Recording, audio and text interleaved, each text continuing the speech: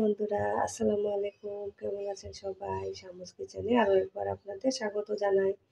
তো আজকে আমি নতুন একটা রেসিপি নিয়ে চলে আসলাম। তো আমি আজকে পটল দিয়ে ডাল রান্না করেছি।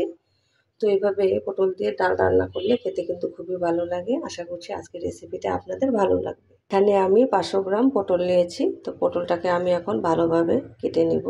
স্কিনটা আমি ফেলে দেব।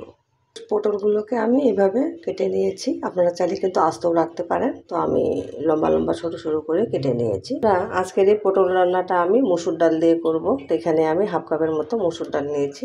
তো পটল দিয়ে মসুর ডাল এভাবে রান্না করলে খেতে কিন্তু খুবই ভালো লাগে। তো চলুন কথা না বাড়িয়ে আমরা মূল রান্নায় চলে যাই। গ্যাসের উপরে আমি একটি কড়াই বসিয়ে দিলাম। এখন আমি তেল দিয়ে দিচ্ছি। তো এখানে আমি একটা ছোট সাইজের পেঁয়াজ কুচি করে নিয়েছি, দিয়ে দিই। তো পেঁয়াজটাকে আমি হালকা সফট হওয়া পর্যন্ত ভেজে নেব। এখানে আমি একটা তেজপাতা দিয়ে দিলাম, হলুদের গুঁড়া দিয়ে দিচ্ছি। তো হলুদের গুঁড়োটা দিয়ে আমি ভালোভাবে নেড়ে নিব। আর এখানে আমি হাফ চামচ রসুন বাটা নিয়েছি, দিয়ে দিলাম।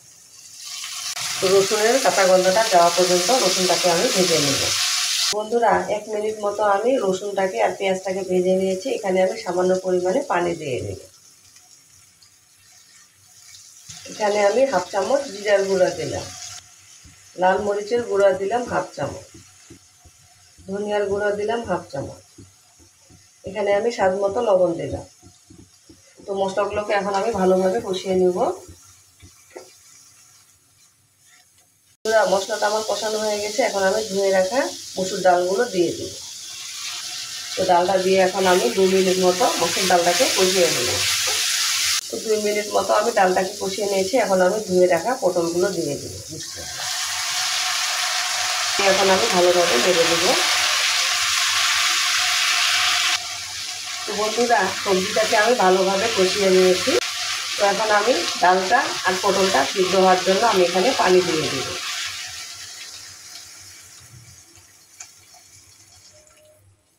ভালোভাবে নেড়ে চেড়ে আমি এখন একটা ঢাকনা দিয়ে দেব ডালটা সিদ্ধ হয়ে যাওয়ার জন্য। তো বন্ধুরা, আমি কিন্তু ঢাকনা তুলে কয়েকবার নেড়ে চেড়ে দিয়েছি। তো আমার কিন্তু ডাল আর পটল একদম সিদ্ধ হয়ে গেছে। তো আমি এখন 4টা কাঁচামরিচ আস্ত দিয়ে দিব। আর এই সময় আপনারা লবণটা চেক করে নেবেন, লবণ ঠিক আছে কিনা। তো নামানোর আগ মুহূর্তে আমি এখানে সামান্য পরিমাণে জিরার গুঁড়ো দিয়ে দেবো, এতে ফ্লেভারটা অনেক ভালো আসবে। এখানে আমি কিছু ধনিয়া পাতা দিয়ে দিচ্ছি। এইভাবে পটল দিয়ে ডাল রান্না করলে খেতে কিন্তু খুবই ভালো লাগে। তো বন্ধুরা, আমার কিন্তু ডালের রান্নাটা হয়ে গেছে। তো এভাবে রান্না করলে খেতে কিন্তু খুবই ভালো লাগে। আমার ডাল রান্না হয়ে গেছে। আমি এখন গ্যাসের ফ্লেমটা অফ করে দেবো। এটা ঠান্ডা হলে কিন্তু আরও ঘন থকথকে হয়ে যাবে, যেহেতু এখানে ডাল আছে। তো আমি এখন গ্যাসের ফ্লেমটা অফ করে দিচ্ছি।